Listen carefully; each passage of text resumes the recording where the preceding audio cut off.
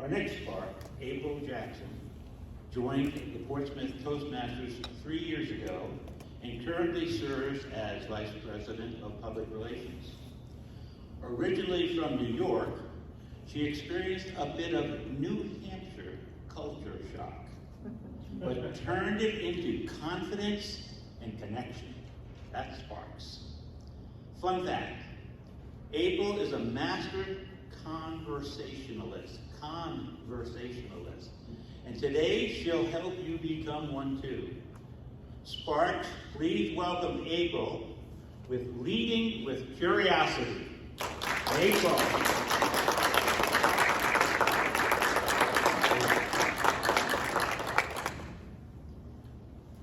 Thank you, John, and thank you, DJ, for extending this invite for me to present before you all today. I really appreciate that. Raise your hand if you love hiking. Now keep your hand up if you also enjoy boating, skiing, fishing. Aha! All New Englanders. Yes. Now, who here, be honest, would rather spend your weekend not climbing a mountain, or trying to balance on a paddleboard, but maybe finding the best brunch spot in town instead? Yeah? All right. Some folks are living.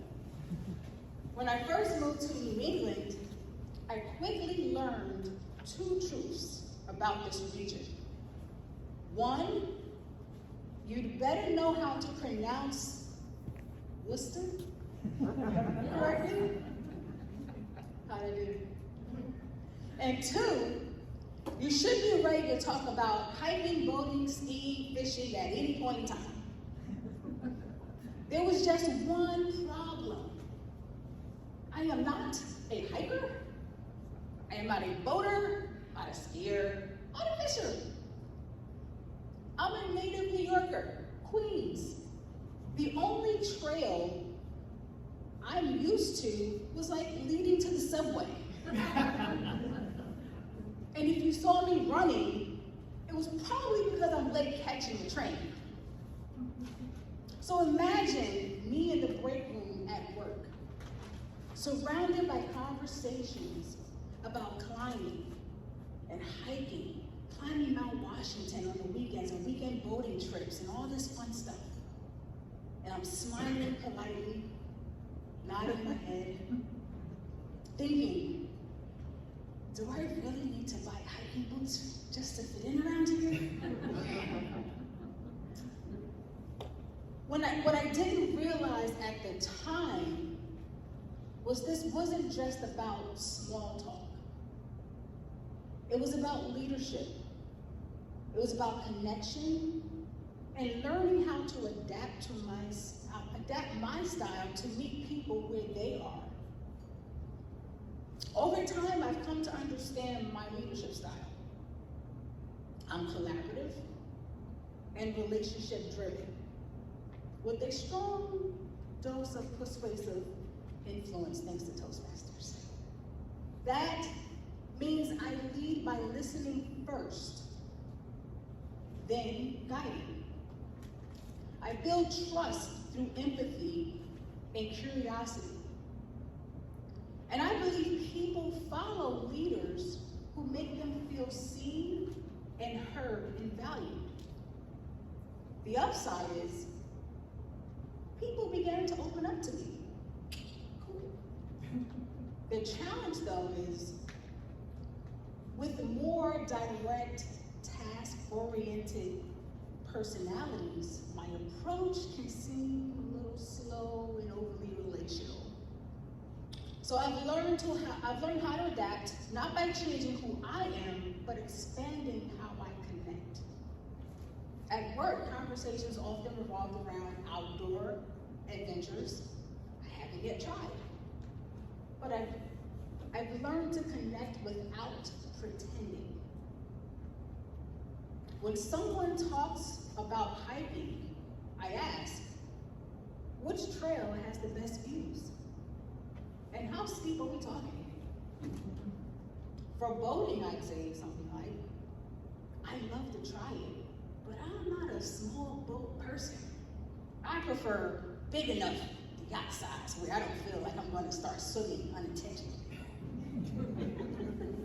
That usually gets a laugh. And when fishing comes up, I'd admit, I haven't been fishing, but I probably end up photographing the whole scene instead of baiting a hook. And the truth is, I'm slowly warming up to the New Hampshire and the New England lifestyle. By next summer, I plan to learn golfing.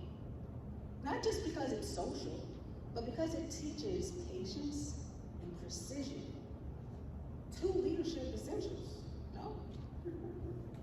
I'd love to go boating too, once I find someone with a boat and a good insurance policy. I enjoy cycling, but only for leisurely rides on quiet trails where I don't have to negotiate squirrels and other livestock. And yes, I do like the beach, but it takes forever to get the sand out. My saving grace is photography. Capturing the scenery of bridges and boats and people connected with nature is how I participate in my own way. By sharing where I am and where I like to grow, I've found common ground and even created anticipation for my next adventure story. Leadership is no different from these conversations. We all lead in environments where people's experiences, personalities, and priorities are different from our own. With direct, results-driven people, I've learned to adapt by being concise and action-oriented. With analytical types, I bring logic and structure. With expressive personalities, I match their energy and their passion. It's not about being someone else. It's about being flexible enough to speak someone else's language. That's how influence works. That's how trust is built.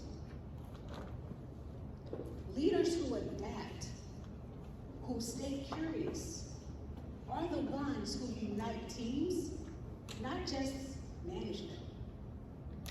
Because when you lead with curiosity, you create space for connection.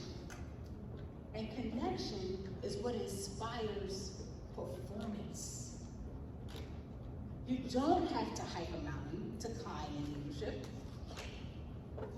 You don't have to buy a boat to navigate influence. You simply have to lead with curiosity. The willingness to ask, to listen, and to adapt. When you do, people often open up. Teams align and communities thrive.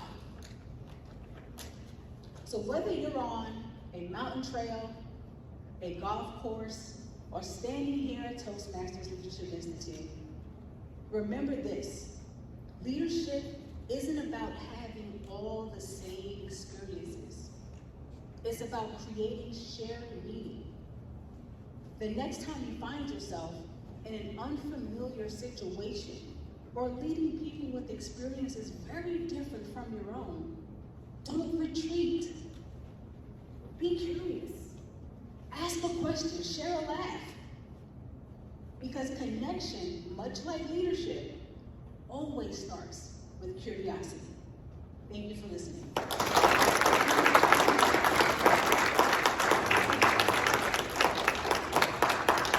Thank you, April.